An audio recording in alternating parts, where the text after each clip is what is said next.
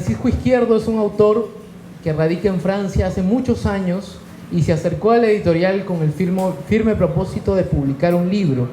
La pandemia hizo que dilate un poco este cometido, pero logramos sacar adelante esta publicación, esta novela, No hay más ciudad, como ustedes la ven en la mesa.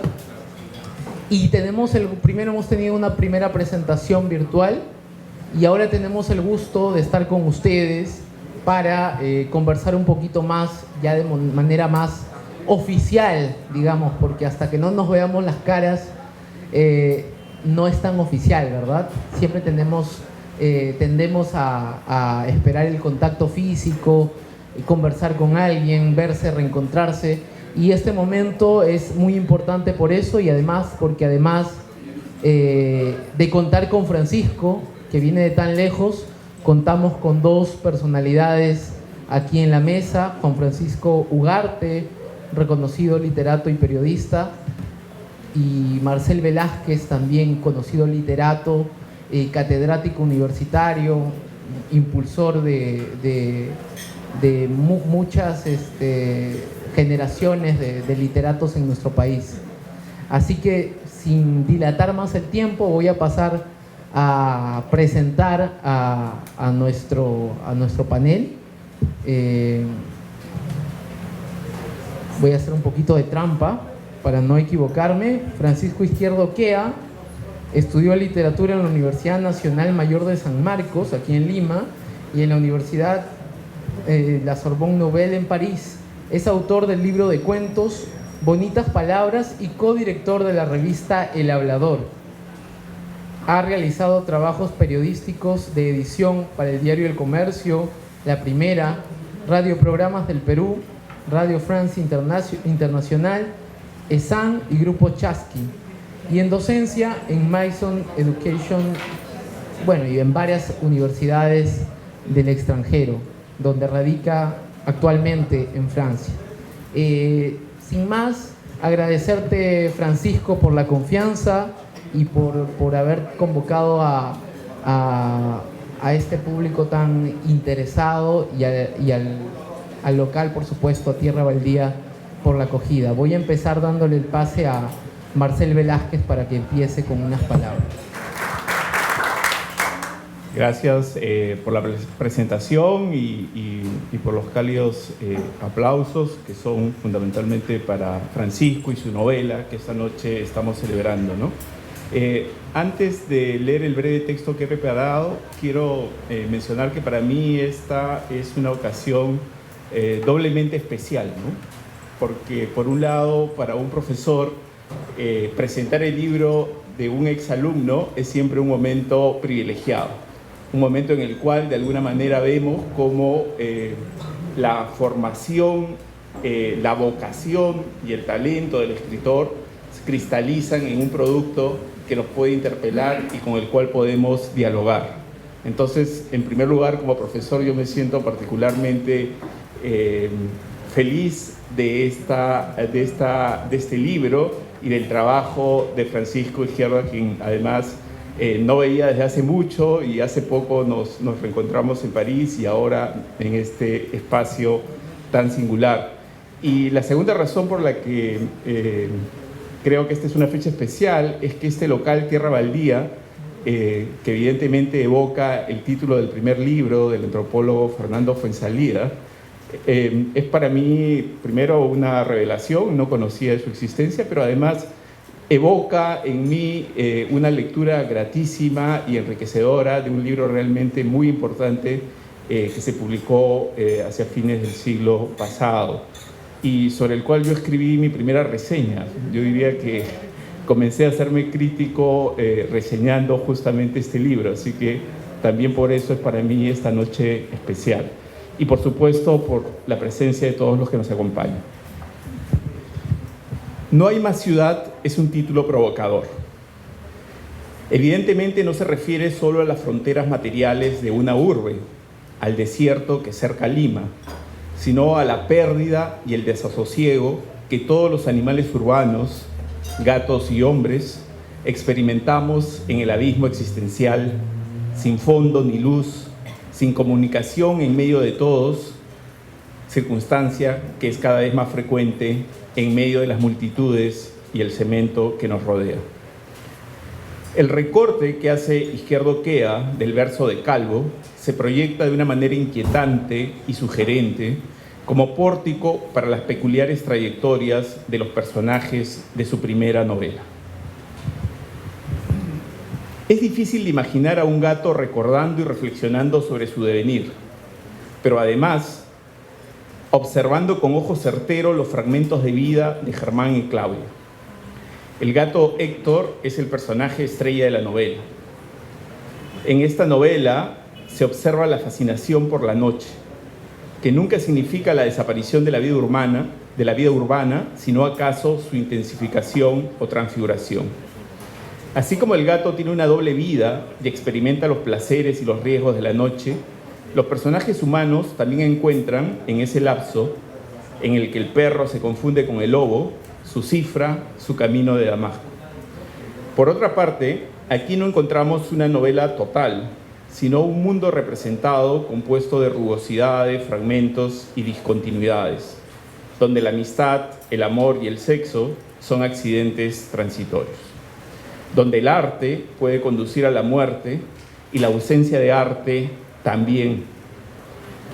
Como lector, disfruté mucho el trío de voces y perspectivas, pues esa multiplicidad dialógica asigna densidad y multiplica las interpretaciones de los acontecimientos narrados. Por otra parte, creo que hay mucho de novela de artista adolescente, una novela de formación en clave artístico-cultural con un desenlace a contracorriente del género. Y creo que acá radica una de las originalidades de la novela, pues no hay nacimiento o producción de una obra en el mundo representado, sino destrucción de relaciones sociales, de vidas y textos fallidos. La perspectiva del gato me pareció muy original y le dota de un elemento disruptivo, en la presentación de ese mundo que construye la novela, ¿no? Imaginaba qué ven exactamente los gatos, a qué sabe realmente su comida, cómo recortan los cuerpos humanos. Tanto Germán como Claudia, por su parte, son personajes muy bien delineados y que se quedan con el lector. Una novela que tiene como centro la formación de un artista en una sociedad desinteresada en la literatura y un mundo cada vez más marcado por la soledad y la incomunicación.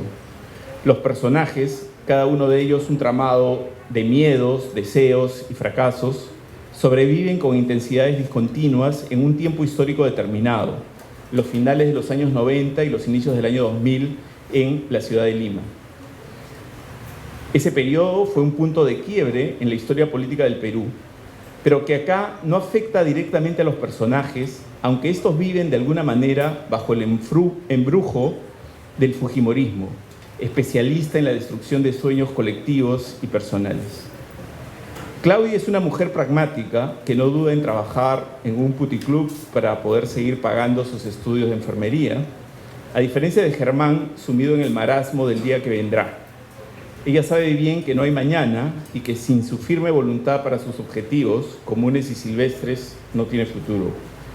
La relación amorosa entre ambos permite la convergencia de la ataraxia y la voluntad, entre la comodidad económica y la carencia.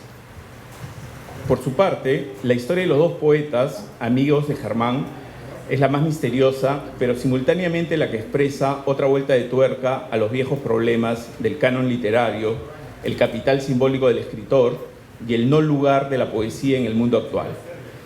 Ellos solo conciben su actuación en el orden de la realidad como un acto de violencia gratuito contra el statu quo literario y luego la confirmación de su borramiento social, una fuga hacia el fuego del porvenir. El final de la novela se construye con diálogos y situaciones que oscilan entre la desolación y la indiferencia. Aquí no hay más ciudad, parecen decirnos los personajes sobrevivientes. No hay más devenir, ya no hay comunicación plena posible. Como todo texto creativo, es también un ajuste de cuentas con el propio autor, con esa dura labor cotidiana de arrancar tiempo al tiempo para escribir que muchos hemos experimentado, con la loca ilusión de sentirnos escritores profesionales, cuando menos por un instante. La interesante paradoja metatextual que nos ofrece esta novela es que nos narra, en una de sus líneas centrales, el fracaso del personaje Germán como artista. De este modo, con la noche, la soledad y la desilusión intransferible de cada personaje, se construye esta prometedora novela que marca el inicio de la carrera novelística del autor, que seguramente pronto seguirá compartiendo su talento narrativo con los lectores. Gracias. Para mí también esta noche es muy especial.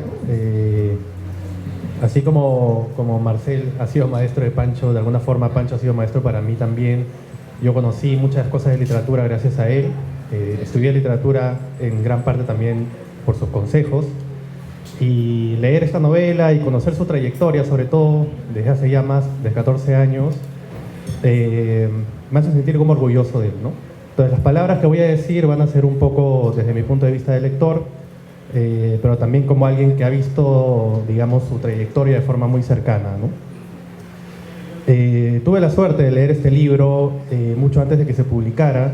De hecho, el primer capítulo, el capítulo que habla del gato, o mejor dicho, el capítulo en donde el gato habla, donde habla en primera persona, lo leí a mediados del 2016, o en algún momento del 2016, recuerdo. Y lo primero que pensé fue, ¿cómo va a ser Pancho para sostener este nivel de calidad a lo largo del libro, ¿no? ¿Cómo va a ser para escribir los siguientes capítulos que todavía en ese momento no estaban escritos? Porque el personaje del gato, la voz del gato y sobre todo el encanto que tiene el gato era muy fuerte, ¿no? Y recuerdo que en algún momento se lo comenté y cuando finalmente, me parece que 2 años después, en el 2018, él me dio la totalidad del libro, me acerqué al segundo capítulo con cierto temor, ¿no? Para darles un poco de contexto, la novela tiene 5 capítulos. En el primero habla Héctor, que es el gato. En el segundo habla Claudia. En el tercero es como un narrador omnisciente. Y en el cuarto habla Germán, que es la pareja de Claudia. Y en el quinto vuelve el gato como para cerrar el círculo, ¿no? Teniendo este contexto, básicamente es una novela, lo que se le llama multiplicidad de voces o múltiples puntos de vista, como le quieran llamar. Y creo que esa es su principal virtud, porque algo que yo quiero destacar esta noche es el talento que ha tenido Pancho para construir sus personajes, ¿no? Creo que cuando ustedes lean la novela, en caso que todavía no la hayan leído, y obviamente están acá para comprarlo y que se lo lleven a sus casas, se van a dar cuenta la destreza narrativa que ha tenido Pancho para delinear, como decía Marcel muy bien esa palabra, delinear a esos personajes y sobre todo dotarlos de una profundidad psicológica muy distintiva, diría yo. Quisiera empezar, por ejemplo, con el caso de Héctor, que ya de por sí es como singular, ¿no? Leer un texto en donde habla un gato y que de por sí conlleva una enorme peligrosidad para un autor hacer verosímil que un gato hable, ¿no? Y Pancho lo hace desde una naturalidad, pero sobre todo con un humor, ¿no?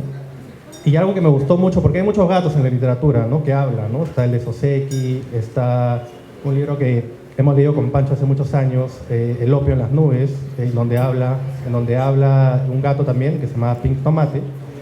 Hay muchos gatos en la literatura, pero el de Pancho, y como se lo he comentado antes, una de las cosas que más me gustaba es que no solamente es un gato humanizado, sino que también es un gato que es gato. O sea, básicamente es un gato en el que uno puede identificar los que tienen gatos.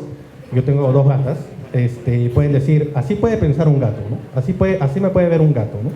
Y esa verosimilitud me pareció algo muy difícil de lograr y que se sostiene a partir de una voz que yo pienso que es muy encantadora y que yo creo además que es como uno de los personajes más entrañables de la narrativa peruana última, diría, ¿no?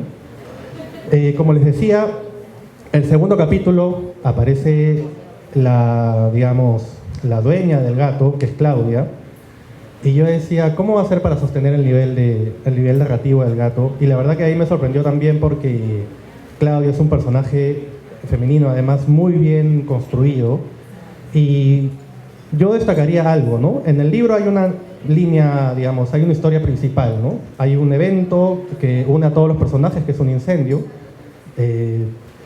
pero cuando a cada personaje le toca hablar, no solamente habla sobre este evento o por qué sucedió ese evento final, sino que también son como mini biografías, mini autobiografías de cada uno, en el que conocemos el pasado, las motivaciones, los deseos, las obsesiones de cada uno de ellos. Y eso me parece que enriquece muchísimo la novela y que me parece muy difícil también de lograr, ¿no? Pancho, digamos, lo que hace es extender psicológicamente a cada personaje, y lo más bacán de todo es que tú quieres seguir leyendo. O sea, no importa que lo que estás leyendo no tenga que ver con la historia principal, tú quieres seguir sabiendo de estas personas, ¿no? Y eso obviamente no es fácil de conseguir. Quería destacar también otro aspecto de la novela, y estoy tratando de dar argumentos de por qué yo creo que esa novela es muy buena. A veces es difícil como responder esa pregunta, ¿por qué tal libro es bueno, no? Es difícil como dar argumentos objetivos. Es lo que estoy intentando hacer ahora para que ustedes también al leerlo sientan lo mismo, ¿no? Otra de las cosas que a mí me llamó mucho la atención de este libro es el humor. Quienes conocen a Pancho saben del humor que él tiene como persona, y creo que eso ha sabido él muy bien trasladarlo a las páginas, ¿no?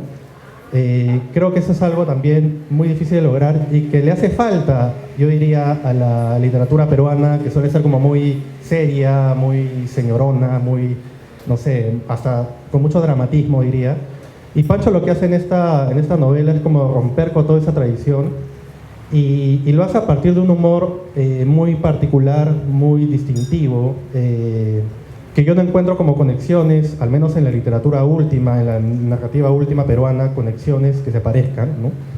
Y he ahí también como otro de esos valores que me parecen como importante, ¿no? El humor en este libro, cuando lo lean, es un humor inteligente, pero a la vez es como criollo, ¿no? Se nutre de los códigos de la calle, se nutre de las jergas, y como de cierta idiosincrasia absurda, típicamente peruana o limeña, que Pancho ha sabido como capturar muy bien, y ha sabido como lograr que sus personajes hablen en esos códigos, ¿no?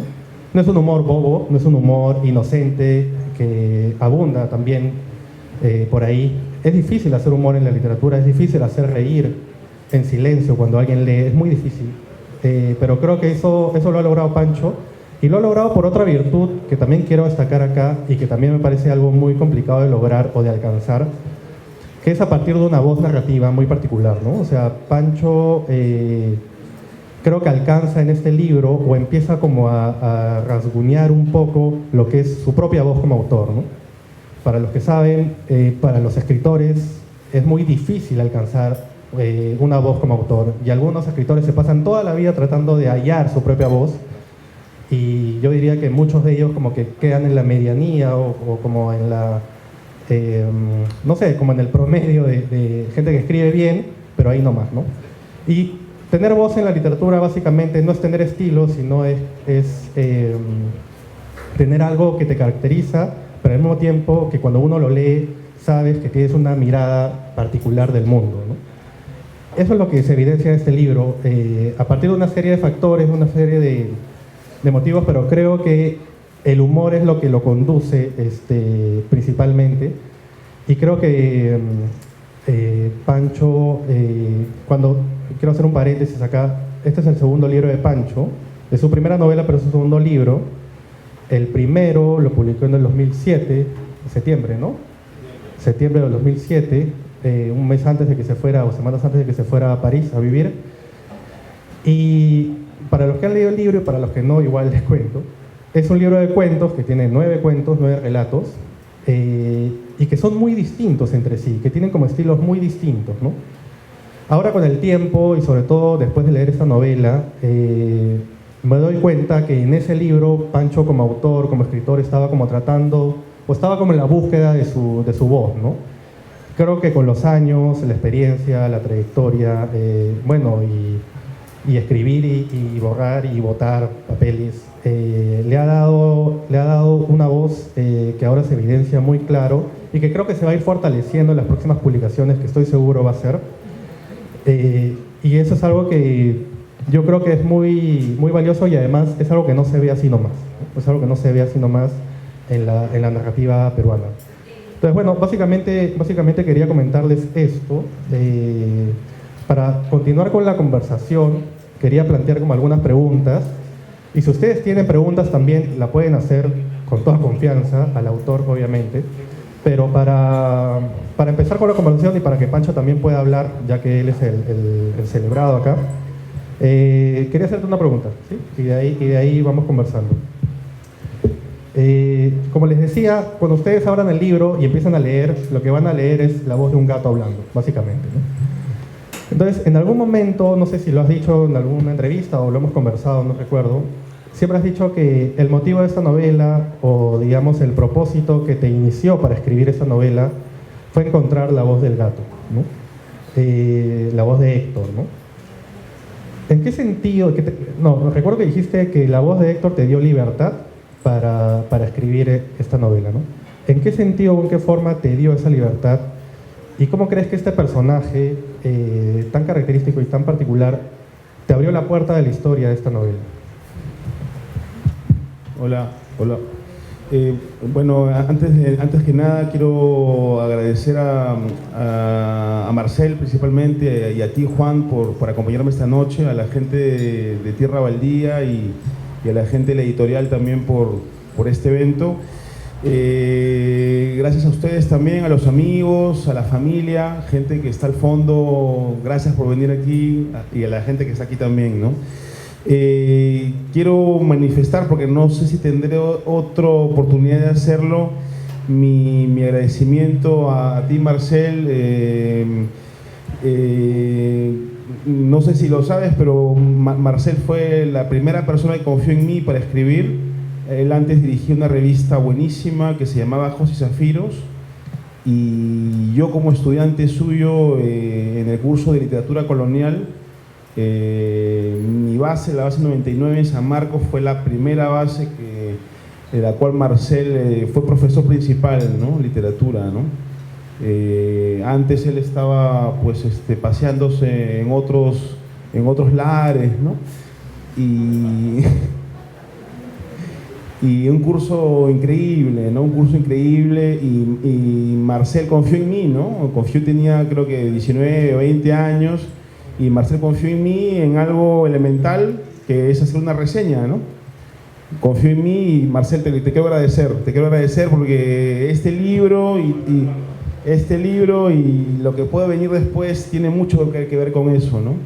Y Juan, bueno, compañero de vida en primer lugar, y compañero de literatura, de aventuras, ¿no?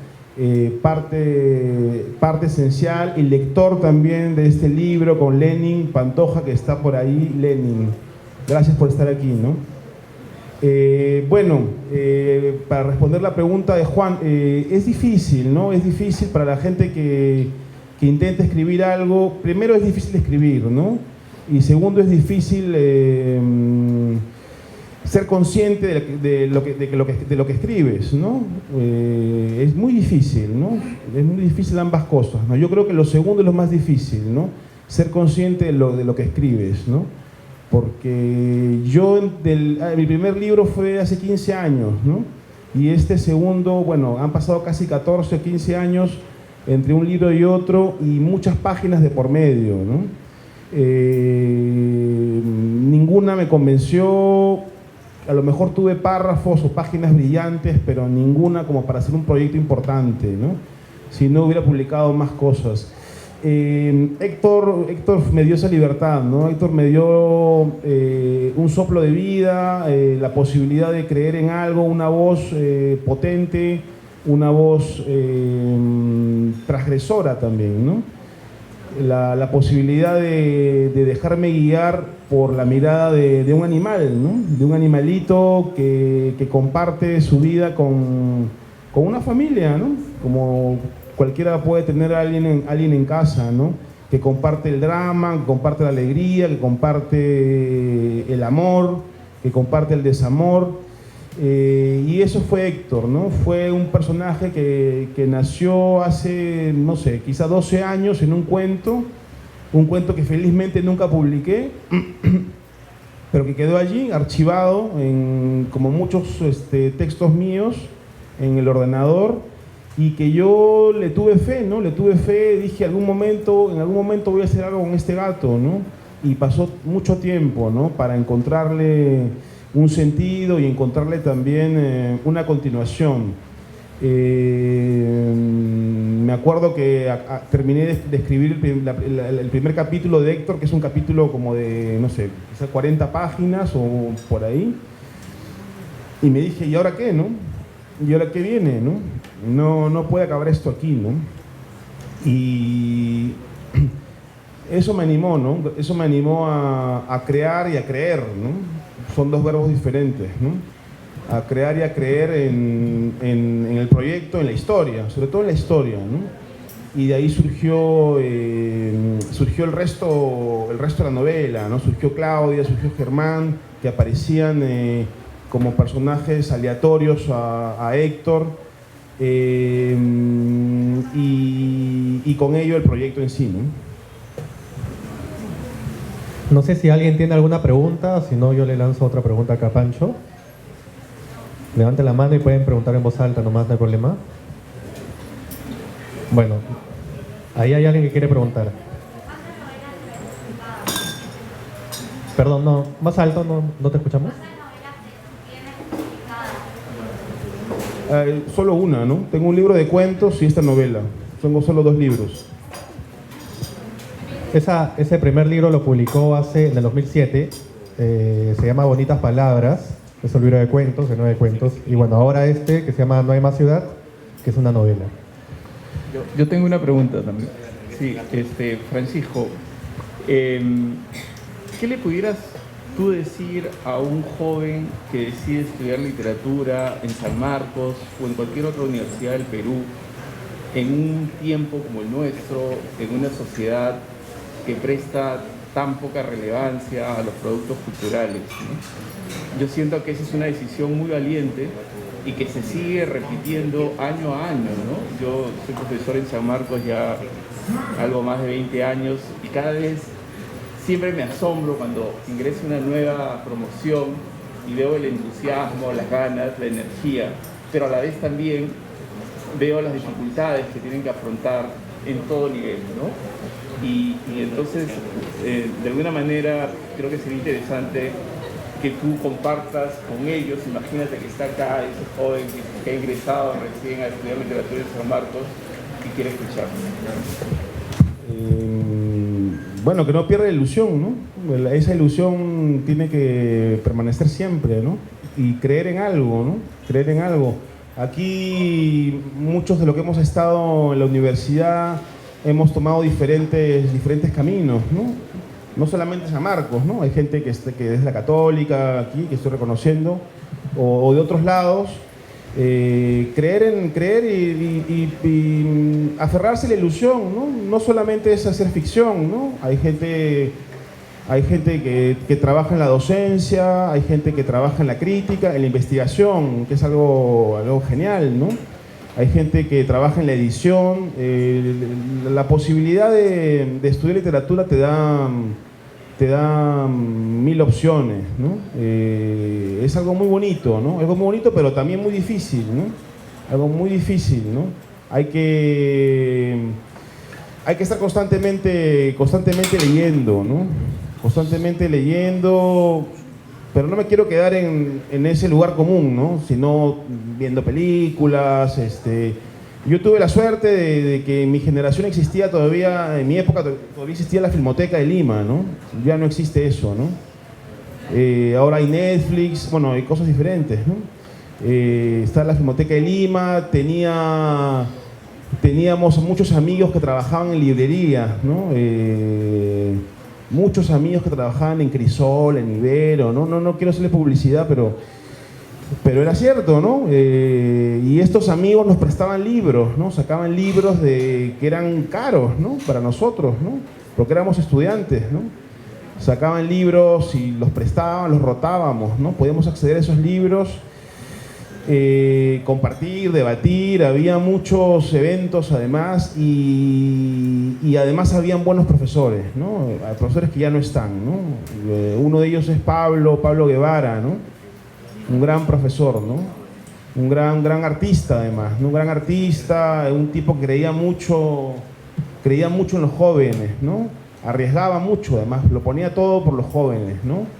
Creía mucho en el talento de la poesía, del cine, ¿no? Y era un hombre muy sencillo, sobre todo es un hombre muy humilde, ¿no?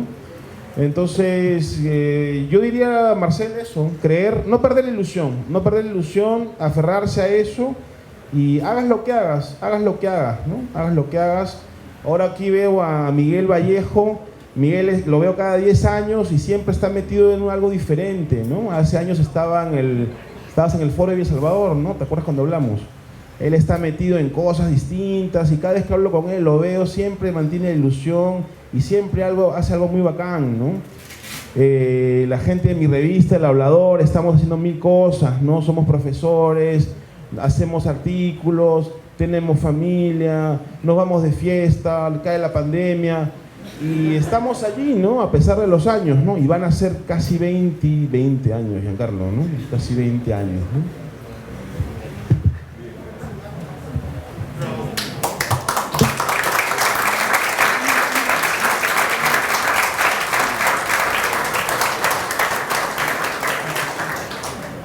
¿Alguien tiene una pregunta? Si no, yo... A ver, Miguel. Tenía una pregunta incómoda, Pancho.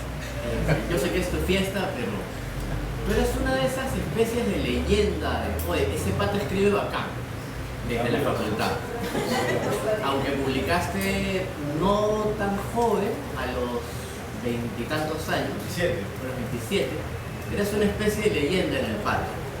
Y mi pregunta es sobre cuándo sientes que un cuento, una novela, en general un texto, puede ser publicable. ¿Cuál sería tu indicador, si quieres algo más emocional, de que esto ya debe ser compartido? Gracias, Miguel. Cuando no tengo vergüenza, ¿no? Cuando no tengo vergüenza, ¿no? Porque es incluso compartirlo con alguien muy íntimo. Si es algo que no me da vergüenza, no lo comparto, ¿no? Pero claro, es difícil, ¿no? Creo que es difícil llegar a eso, ¿no? Difícil llegar a decir, bueno, esto está bien, esto está mal, puedo compartirlo o no, ¿no? Creo que es eso, Miguel, ¿no? No sentir vergüenza, ¿no? Y conectado con lo que dice Miguel, justo también quería preguntarte, claro, tú has publicado tu primer libro en 2007, todos conocemos de tu talento, ¿no? Y luego han pasado 14 años, entonces quería preguntarte con esto de conservar la ilusión, con esto que preguntaba Miguel también, ¿cuándo es que un texto tú consideras que se publica o que puedes compartirlo? ¿Por qué crees que han pasado 14 años o más de 14 años, 15 años, ¿no? ¿Y cómo crees que has cambiado también como escritor, ¿no? En este tiempo. He madurado, pero me ha costado, ¿no? Me ha costado, ¿no? Yo hasta ahora creo que soy un poco inmaduro, ¿no? Creo que fui consciente de cierta madurez hace, no sé, 10 años quizás, pero también tuvo mucho que ver con mi vida, ¿no? Con mi vida en Francia, no ha sido fácil para mí, ¿no? Estuve mucho tiempo de estudiante. Y bueno, pasar de vivir en Lima, de trabajar, tener una especie de familia, una casa, un trabajo más o menos seguro, a irte afuera, llegar a un lugar con tu francés de la Alianza Francesa y darte cuenta que es mentira, ¿no? Que es mentira, ¿no? Que no te enseñaron bien, ¿no? Que no es lo mismo, ¿no? Que no es lo mismo, ¿no? Que no es lo mismo y que la gente allá no es como aquí, ¿no? Que hace un esfuerzo en ayudarte, ¿no? Sino que se molestan porque no hablas bien, ¿no? Y fueron años difíciles al comienzo, ¿no? De estudiante, pero fueron años muy bonitos, ¿no? Me acordé mucho, Aldo Incio, un gran amigo, me acuerdo que antes de ir me regaló la novela esta de Hemingway, París es una fiesta, ¿no? Me la regaló, la llevé pocos libros, llevé 3 libros, llevé Kafka, ese libro y uno más que no me acuerdo. Claro, era revivir ese libro, era revivir lo que decía Martín Romaña, ¿no? El personaje tan entrañable, ¿no? de Bryce. Y reencontrarte con que París seguía haciendo lo mismo, pero con carros nuevos, ¿no? Las mismas calles, las mismas chicas, los mismos bares, la misma universidad, el mismo metro y las mismas costumbres, ¿no? Los estudiantes, etcétera, ¿no? Entonces viví cosas muy intensas, ¿no? Que no pude asimilar, ¿no? Asimilarlas en el papel tampoco, ¿no? Yo creo que escribí páginas bacanes, ¿no? Pero eran páginas, ¿no? No, ni siquiera llegaron a ser un cuento, ¿no? Y conectado con esto de la ciudad de París, quería preguntarte, para quienes lean el libro se van a dar cuenta que es un libro muy limeño en el sentido de que hay muchas referencias a la ciudad, y bueno, no es gratuito que tenga ese título tampoco. ¿Cómo crees que la distancia viviendo en París, ¿no? te impulsó, te ayudó a poder reflejar en este libro Lima, ¿no? De la forma en la que lo haces, ¿no? O sea, ¿crees que la distancia sí influye? ¿O hubieras escrito el libro si hubieras vivido acá en Lima y no te hubieras movido nunca? No, la distancia influye, ¿no? La distancia influye y además la Lima de esa época, ¿no? Porque el libro, el contexto es la Lima del año 2008, más o menos. Que yo ya no estaba aquí, ¿no? Pero que la seguía viendo a la distancia, ¿no? También me sirvió mucho dejar de ver noticias, ¿no? Yo ya no veo noticias de Perú, ¿no? Salvo que alguien me dice algo, ¿no? Yo ya no veo noticias, ¿no? Hace 10 años que no veo noticias, ¿no? Dejé de leer el comercio, dejé de ver cosas en YouTube, ¿no? Y dejé el Facebook, lo cual es un alivio, ¿no? Porque hay mucha información, ¿no? Y creo que esa distancia me ayudó, ¿no? Lo que tuve de información sobre el Perú, sobre eso, hasta ese año, me marcó la pauta, ¿no? Me marcó la pauta para hacer esta historia, ¿no? Bueno, no sé si alguien tiene una pregunta por ahí. Si no, creo que podemos dar por concluida la presentación. Muchas gracias. Muchas gracias.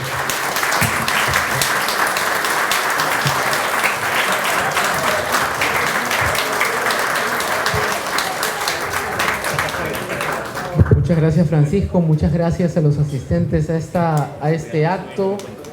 Gracias a los presentadores, a Marcela, a Juan Francisco. Los invitamos a leer, por supuesto, a adquirir también esta novela, No hay más ciudad, publicado bajo el sello Animal de Invierno. Reiteramos el agradecimiento a tu confianza, Francisco, a la enorme paciencia que has tenido además para esta publicación, para la difusión del evento, y a ustedes, por supuesto, decirles que no se lo vayan a perder, lo van a disfrutar mucho. Muchas gracias y salud. Sin Omicron.